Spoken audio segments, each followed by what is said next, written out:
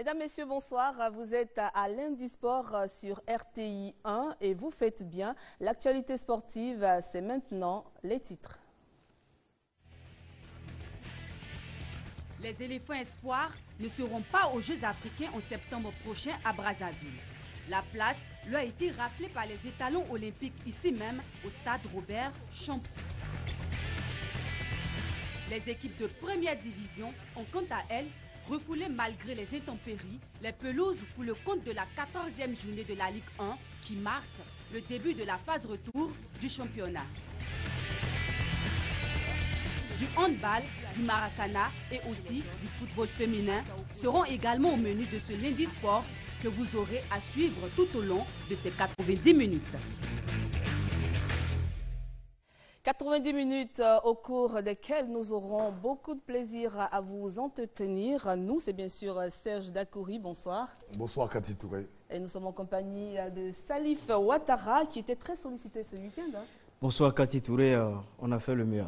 D'accord, vous aurez l'occasion donc de nous faire le compte-rendu. Alors messieurs, je vous propose d'ouvrir ce magazine avec du handball. La Fédération ivoirienne de la discipline, sous l'égide de sa confédération africaine, a donc initié une session de formation des entraîneurs des jeunes durant 3 jours. Une session qui se situe dans le cadre du lancement d'un projet fédéral visant à donner une nouvelle dynamique à la discipline en Côte d'Ivoire. Le reportage est signé Boris Bawa, Sébastien Ounia. La Fédération ivoirienne de handball ambitionne de repositionner le handball au plan national et international. Pour ce faire, elle a organisé une session de formation des entraîneurs qui auront en charge les enfants de 8 à 12 ans et en faire des élites de demain. Nous avons besoin de former les entraîneurs. Nous avons aussi besoin de former les arbitres. Les minimes vont être arbitrés par des minimes, des cadets vont être arbitrés par des cadets. Ce projet prévoit de partir de maintenant où nous avons 10 ligues régionales vers 40 ligues régionales. Nous voulons aussi partir de 3 500 licenciés à 40 000 licenciés en 2020. L'expert commis pour ce stage, Akpagui, a instruit les professeurs d'éducation physique, les instituteurs, les anciennes gloires du handball ivoirien sur la pratique du handball par les enfants. Akpagui a été très clair, ils seront les relais de la Fédération ivoirienne de handball dans ces différentes régions de la Côte d'Ivoire. Objectif, familiariser la pratique de ce sport à un grand nombre d'enfants. Ce mini-handball-là procure de la joie et permet aux enfants de progresser assez rapidement. Tous les enfants qui sont dans les CP, dans les CE et dans les CM puissent avoir accès à la pratique du mini-handball pour que demain nous puissions avoir une vaste base de jeunes joueurs dans lesquels la fédération va puiser pour son plan de développement du handball en Côte d'Ivoire. Ces actions visent aussi à déceler les talents pour constituer l'équipe olympique féminine de 2018. Voilà, c'est un très beau projet, Serge, qui va s'étendre de 2015 à 2020. Et il faut remarquer qu'il y a un peu la petite patte, comme on dit, hein, de l'international français, Daouda Karaboué, d'origine ivoirienne bien sûr, qui est revenu au pays pour apporter son appui au handball ivoirien. Oui, c'est une très bonne initiative dans la mesure où dans n'importe quel sport, il faut préparer la relève. N'oublions pas de rappeler que la Côte d'Ivoire sera bientôt aux Jeux africains de Brazzaville du 4 au 19 septembre, les éliminatoires à Niamey où la Côte d'Ivoire a participé, la formation masculine qui est qualifiée. Et donc dans cet élan, c'est bien de développer la relève en handball en Côte d'Ivoire quand on sait qu'une gloire comme Akpagui qui a fait les beaux jours du handball en Côte d'Ivoire initie les jeunes de 8 à 12 ans au rudiment du mini-handball, histoire de préparer la relève. Et quand on voit la projection sur 2015 à 2020, avec aussi Paul Blesson, manager général. Oui. On a vu aussi la fédération initier quelque chose avec la fédération française. Il n'y a pas si longtemps, le DTN, l'Enduré, était à Abidjan, la fédération française. Et donc, c'est une très bonne chose pour que notre handball puisse aller de l'avant et préparer la relève de demain. Alors, c'est un bon point aussi pour cette fédération de prendre des experts nationaux. Ça fait vraiment plaisir de voir des experts nationaux au lieu de toujours chercher à l'extérieur. Il faut saluer ces efforts de la Fédération ivoirienne de handball qui veut améliorer le talent de ces athlètes, en commençant d'abord par les jeunes, la pépite comme on a l'habitude de le dire. Cela va leur permettre d'avoir un talent. Daouda Karaboué, comme on le dit, il y a beaucoup qui ont rêvé de le voir. Aujourd'hui, il est proche d'eux, il leur donne des conseils, il les manage, il les coach avec Paul Blesson, manager. C'est une équipe qui promet, ce sont des jeunes qui vont à coup sûr se donner pour faire le meilleur d'eux-mêmes. Et pour ceux qui ne connaissent pas Daouda Karaboué, il faut préciser qu'il a gardé les buts de l'équipe française. Oui, il a voilà, pendant un moment. Française. Il a été plusieurs fois champion d'Europe avec Montpellier Hérault. Oui. Et Daouda Karaboué a été international, il a gagné les Jeux Olympiques aussi. Il est parti à la retraite. N'oublions pas de rappeler quand même qu'il a créé une fondation. Pas une retraite. Une retraite. Il ne se coule pas. Oui, mais c'est la plupart douce puisqu'il continue retraite quand active, même. hein, parce qu'il a fait des dons dans les hôpitaux ici à Abidjan. Il continue de jouer un peu. Il continue de jouer et de temps en temps, par sa fondation, il initie des tournois. Et on a vu qu'il a fait venir même des anciens internationaux ici en France qui ont de temps en temps donné des conseils et des stages de formation depuis 2 ans. Il est très, très régulier en Côte d'Ivoire et donc il apporte sa contribution, soit en apport médical avec des dons de matériel, soit aussi avec du matériel sportif à divers clubs d'Abidjan. Et là, on initie maintenant les jeunes pour la relève 2015-2020, sans oublier la coopération entre la Fédération ivoirienne et la France, qui permet, bien entendu, de prévoir à moyen terme un développement du handball dans toute la Côte d'Ivoire avec comme Paul Besson, manager. Un bon point pour cette fédération ivoirienne de handball. L'ouverture de la saison est prévue donc pour le 18 avril prochain. C'est donc samedi avec la Super Coupe qui va opposer chez les dames Bandama Handball Club à l'Africa Sport d'Abidjan. Et puis chez les hommes, on aura ce Classico SOA à Red Star. Le championnat, quant à lui, démarrera certainement la semaine suivante. Un championnat qui a changé de formule. Désormais, on parle de N1A et de N1B. Alors, quand la Fédération ivoirienne de handball a décidé d'abandonner son ancien système, son ancienne formule, ils ont décidé d'abandonner ces 3 phases historiques qu'on connaissait, c'est-à-dire premier tour, super division et carré d'as. Ils sont désormais passés à 2 grands groupes. On a N1A et N1B. N1A, 6 meilleures équipes du championnat dernier, et le N1B, ce sont les 7e à la 11e meilleure équipe du championnat dernier. Et en N1A, chez les hommes, qui on retrouve dans cette catégorie? En N1A, chez les hommes, on a le Red Star, la SOA, le Sport Plus, l'entente sportive de Bingerville, Évidence Handball Club, le WAC. En N1B, chez les hommes, on a Cocody Handball Club, on a Family Handball Club, Renaissance Handball Club, Littoral Handball Club, AUC, Songon, Horizon Handball Club et Tupa Maros. Et chez les dames? Chez les dames, en N1A, on a le RAC, on a le Bandama, l'Africa, le National Handball Club, le Zakos et le Sphinx. Chez les dames, toujours en N1B, on a le Queens, Agboville, Chandelier, Rombo, Entente sportive de Bingerville, Tanda, César et Élite. Et vous pensez que c'est une formule qui pourra booster le championnat, le niveau du championnat? Écoutez, quand on a approché les responsables fédéraux du handball en Côte d'Ivoire, notamment Maître Ayé, ils nous ont laissé entendre que c'est une manière de rendre le championnat plus compétitif.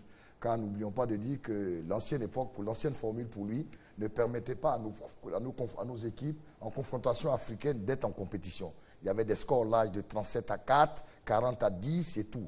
Alors, quand vous savez que l'Africa ou le Rombo, quand ils vont en compétition internationale, sont très souvent éliminés par l'Atlético, Petro Atlético d'Angola ou FAP du Cameroun ou alors les équipes maghrébines, ils estiment qu'il faut rendre le championnat assez compétitif, car si les confrontations directes de manière locale ne sont pas assez compétitives, cela ne permet pas à nos équipes engagées en compétition africaine d'être bien armées. Sans oublier de dire que le président estime que cette formule est une promesse de campagne, allons de l'avant, du médecin-colonel Joseph Orega quand il était en campagne. Et donc il estime que c'est une promesse de campagne qu'il réalise en permettant d'être compétitif, de mettre nos clubs dans de bonnes conditions. Vous voyez la preuve, la Côte d'Ivoire, sur le plan masculin, est qualifiée pour les Jeux africains. Et de peu, la sélection féminine a failli se qualifier parce qu'elle a perdu 17-16 d'un seul point par le Nigeria. Donc, n'eût été ce petit point, on aurait 2 équipes ivoiriennes compétitives pour les Jeux africains de Brazzaville en septembre prochain. Ça fait plaisir pour les hommes qui, depuis un moment, étaient un peu à la traîne par rapport aux dames. On espère en tout cas que le handball va revenir sur l'échiquier international parce que ça fait un moment que les équipes ne participent pas à la Coupe d'Afrique des Nations. Elles n'ont pas participé, elles ne sont pas qualifiées pour la prochaine Coupe du Monde. Voilà. Je crois sur la formule du championnat. Oui. Il faudra donner du temps à cette formule de se mettre en place. Souvent, la théorie, elle est difficile à être appliquée. Donc, il faut voir ce que ça donne dans les résultats, dans les faits. Est-ce qu'on aura des athlètes compétitifs? C'est la grande question. On aura le temps, lors de ce championnat, de constater s'il y a eu une évolution ou s'il y a eu une nette régression. Voilà, c'est un championnat en tout cas que nous allons suivre de très près pour voir l'évolution du handball en Côte d'Ivoire. Certaines équipes ont déjà effectué quant à elles leur entrée sportive. C'est le cas de Renaissance Don Bosco. Reportage Niagne Emmanuel, Salif Ouattara. Pour réussir l'entame du championnat saison 2015-2016, le club de handball Renaissance Don Bosco a effectué sa rentrée sportive le samedi 11 avril dernier en présence de 3 autres clubs. Au menu, des oppositions entre les équipes présentes dans le but de jouer une finale. Ce sont d'abord les handballeurs d'Évidence de Cocody qui se sont imposés sur un score de 7-6 contre ceux de Bingerville en rouge et blanc. Le deuxième match qui s'est joué entre Bingerville et la SOA a été interrompu par une forte pluie après un score de parité 6-6. Au classement, la SOA termine première, Évidence deuxième, Renaissance troisième et Bingerville quatrième. Le trophée de vainqueur est donc remis à la SOA. L'entraîneur de l'équipe se dit optimiste pour la suite. Tout trophée galvanise, ça va raffermir les liens au niveau de l'entraînement. L'ambiance entre les individus sera encore plus belle. Je pense que ça va plus la galvaniser pour le 18, pour la Super Coupe même qui vient déjà à grands pas. En attendant le démarrage de la saison, rendez-vous le 18 avril prochain pour la Super Coupe. Et puis dans quelques instants, nous allons recevoir sur ce plateau, vous aurez un voisin, Serge Dakouri. Il s'agit du président de la Fédération ivoirienne de Maracana qui va venir nous faire le compte-rendu de sa tournée du côté de Bamako. Le temps pour nous d'évoquer avec vous, Salif, cette conférence organisée par le CNO en vue de célébrer la 2e édition de la Journée internationale du sport. Le Comité national olympique a décidé de commémorer cette journée dédiée par les Nations Unies pour parler de sport en tant que facteur de paix et de développement. Ils étaient tous réunis au tout nouveau siège de la Fédération africaine de handball. Suivons cet élément. Le sport, outil au service du développement et de la paix au sein des communautés. Une conférence organisée par le Comité national olympique. Objectif: célébrer la journée instituée par l'Organisation des Nations Unies pour parler du triptyque sport, développement, paix. Dans un exposé liminaire, le conférencier Ousmane Bani, s'appuyant sur des théories, plonge sur la thématique. Cette conférence était une occasion pour appeler le mouvement sportif ivoirien, pour appeler les leaders communautaires, les différents responsables d'ONG, pour qu'ils prennent conscience de la capacité et des potentialités du sport à contribuer au développement et à contribuer à la paix. Public cible du Comité national olympique, les fédérations et associations sportives. Comment amener les premiers acteurs sportifs ivoiriens à épouser les vertus de paix et de développement à travers leurs activités? De mémoire, la première activité, c'était le 26 mai à Bouaké, où nous avons organisé au niveau du ministère des Sports une rencontre sportive de football. Au départ, c'était entre la SEC d'Abidjan et l'Africa Sport. La SEC a été empêchée au dernier moment, c'est la JCA qui a répondu à l'appel. Et cette rencontre a permis aux différentes personnes, aux journalistes et à la population de se retrouver au stade de Bouaké. Et ça a été comme le moment où on avait brisé ce mur de la méfiance entre la zone sud et la zone nord. Les journalistes qui sont partis à la faveur de cette rencontre ont fait des reportages et ça a permis aux uns aux autres de comprendre qu'il y avait une vie dans cette zone et qu'on pouvait y retourner. Et progressivement, certaines populations sont reparties. Le sport forme l'homme. Et grâce au sport, il y a la paix et il y a le développement dans une société. Et j'invite les autorités de ce pays à prendre cela en compte. Et cela se fait à partir de la jeunesse. Il faut former nos jeunes. Il y a l'éducation nationale, il y a l'éducation sportive qui amène la paix, la cohésion sociale. C'est le 23 août 2013, lors de la 67e Assemblée générale des Nations Unies, qu'une résolution a été adoptée pour proclamer le 6 avril, Journée internationale du sport au service du développement et de la paix. Voilà, comme annoncé, il est sur ce plateau, le président Bleu Charlemagne. Bonsoir. Bonsoir, Cathy. Le temps de donner cette information et je suis à vous tout à l'heure pour parler de votre tournée. Sous le haut patronage de l'ambassadeur Toufik Kawar et du directeur général des douanes, le président de la Fédération ivoirienne de karaté-do et disciplines associées informe tous les présidents de groupes d'associations, les présidents de ligues et les maîtres de salle du championnat national de Côte d'Ivoire senior de karaté qui se tiendra le samedi 18 avril 2015 au Parc des Sports de Trècheville. Il invite donc tous les présidents à s'informer auprès de la direction technique nationale. Président, vous êtes revenu de Bamako avec de bons souvenirs, avec un bon résultat. Parlez-nous un peu de cette tournée. Est-ce qu'ils ont compris l'essentiel du Maracana? Oui, Cathy, je voudrais, avant donc de rentrer à ce propos dans le vif du sujet, dire merci pour l'invitation que vous faites à notre fédération de venir exprimer justement les péripéties de son implantation tant nationale qu'internationale.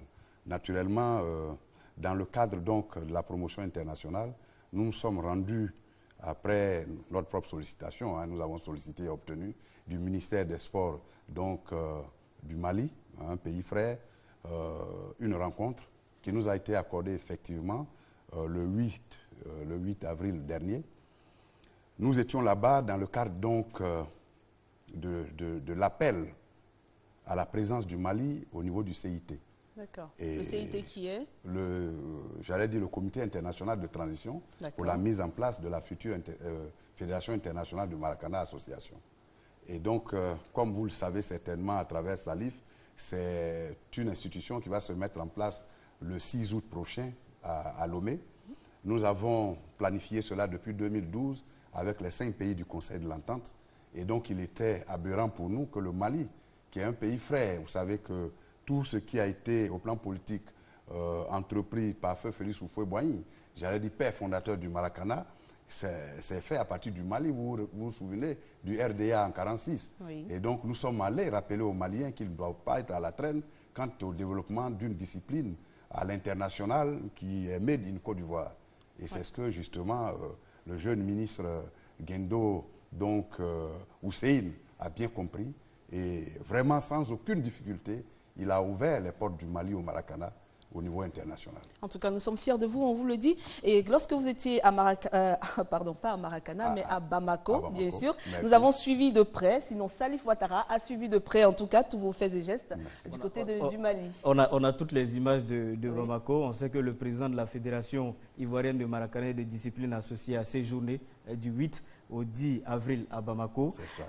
Il était invité par l'Union nationale des anciens footballeurs. Il y a donc les images qui vont. Il était invité par l'Union nationale des anciens footballeurs du Mali. Oui. Bleu Charlemagne a été reçu par le ministre des Sports, comme il le disait tout à l'heure, Ousseini Gendo. Objectif de cette rencontre, il s'agissait d'échanger sur la participation éventuelle du Mali à la prochaine Coupe d'Afrique de Maracana qui aura lieu en août prochain à Lomé au Togo.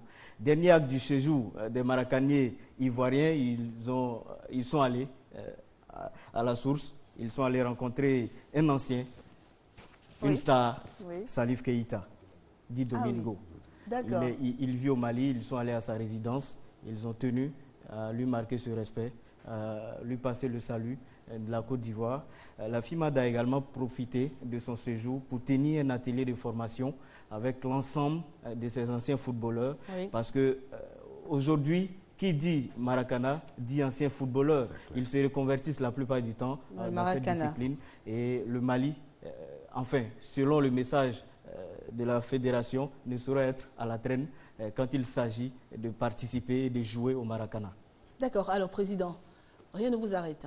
Ben non, il y a Dieu qui est là, qui nous soutient, bien entendu. Mais je voudrais surtout en cela dire merci au gouvernement ivoirien. Oui. Parce que vous savez que je suis fonctionnaire. Et donc, tout commissaire de police que je suis, pour sortir, il faut l'aval de mon patron, le ministre d'État, le ministre de l'Intérieur et de la Sécurité, qui vraiment, de façon permanente, nous assiste en cela. Et je sais que cela n'est pas fortuit. Il doit avoir sûrement la main du chef de l'État qui aime que son pays, à travers donc ses habitants, puisse assurer de façon permanente le leadership de notre pays dans tous les domaines d'activité. D'accord. Voilà. Et donc, c'est ce qui explique la constance avec laquelle nous essayons de développer cette discipline-là au-delà de nos frontières. Vous restez avec nous parce que nous allons continuer de parler de Maracana. Cette fois, nous nous rendons à Grand Laou, qui a connu les 5e et 6e journées de son championnat national. Ils étaient en esprit à Bamako, ils étaient également à Grand Laou. Oui. Pour donc cette 5e et 6e journée du championnat national de Maracana, votre reportage, Salif.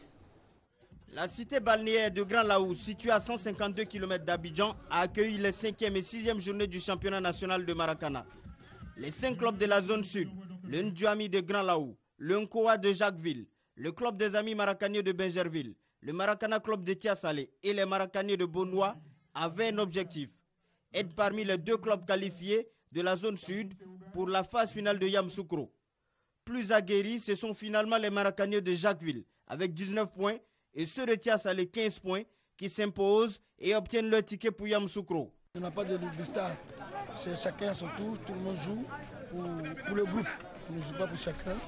C'est ce qui fait aujourd'hui que le travail a payé. Nous sommes restés longtemps, pendant 5 ans, comme le meilleur club de l'intérieur. Donc aujourd'hui, nous confirmons en passant pour la phase des phases finales à Yamoussoukro. C'est un sentiment de joie d'être qualifié aujourd'hui à Grand Laou.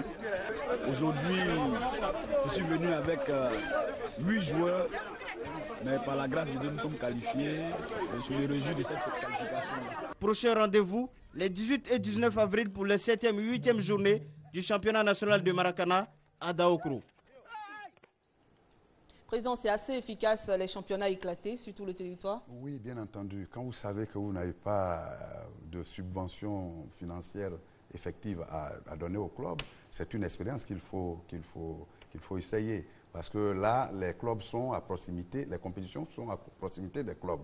Et quand c'est comme ça, c'est moins douloureux pour les présidents qui cotisent pour amener leur club sur les lieux de compétition. Et donc ça paye depuis que nous sommes là. Et on essaie, en tout cas, tant bien que mal, d'expérimenter cela et ça marche. En tout cas, vous avez contaminé beaucoup de monde puisque les agents de la présidence se mettent au Maracana avec la première édition de leur tournoi qui a démarré le week-end dernier au Dalégbé.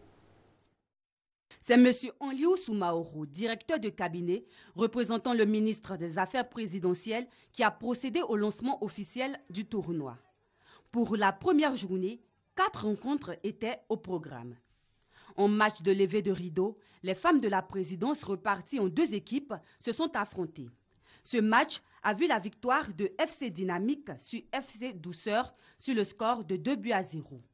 Chez les hommes, le premier match a opposé l'équipe Émergence à FC Discipline.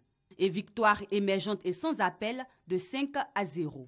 Nous nous situons dans la ligne droite de la politique du chef de l'État lui-même, qui a toujours voulu le renforcement entre les fils et filles de ce pays.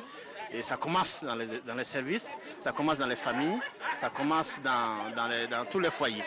Et c'est ce que nous faisons au niveau de la présidence de la République pour donner l'exemple à tous les autres services, pour dire que le sport est un facteur fort pour faire des renforcements et de cohésion sociale.